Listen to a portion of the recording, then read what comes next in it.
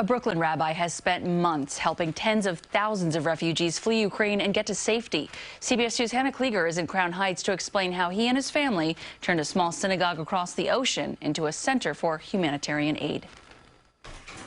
Rabbi Zushe Abelsky sits at his dinner table during Hanukkah, surrounded by his family. He's just back from Chisinau, Moldova, after a harrowing few months responding to war efforts in neighboring Ukraine.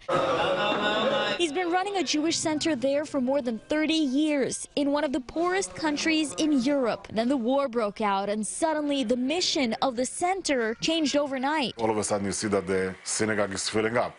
Another refugee with a small suitcase, another refugee, and slowly it's becoming a few hundred. Almost immediately, his team switched gears, working 24/7 to help thousands of people from all faiths out of Ukraine. Your Jewish center turned into a hub of humanitarian aid. Absolutely. We help them with transportation from the border. We help them with food. We help them with a better sleep. How many people went through your doors? 25 to 30,000 people.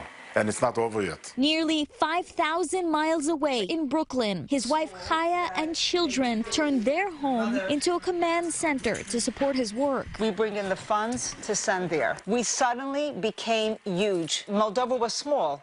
Our classes were small. Our kitchen is small. Our pots were small. Today, the kitchen puts out 4 times the amount of meals. Eventually, the center started housing refugees in rented resort areas. They helped open a medical clinic, and despite the loss and tragedies, life went on. The family introduced me to Ayala Sharel, a young woman from Kiev who was supposed to get married in March. Russia invaded in February.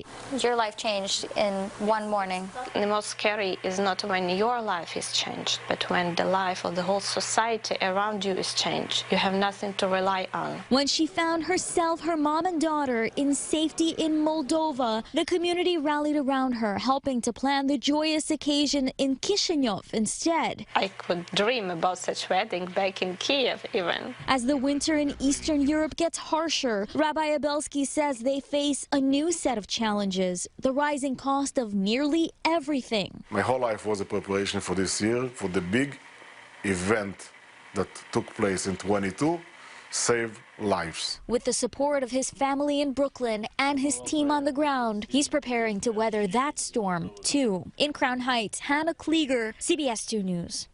Wow, helped 30,000 people. Incredible.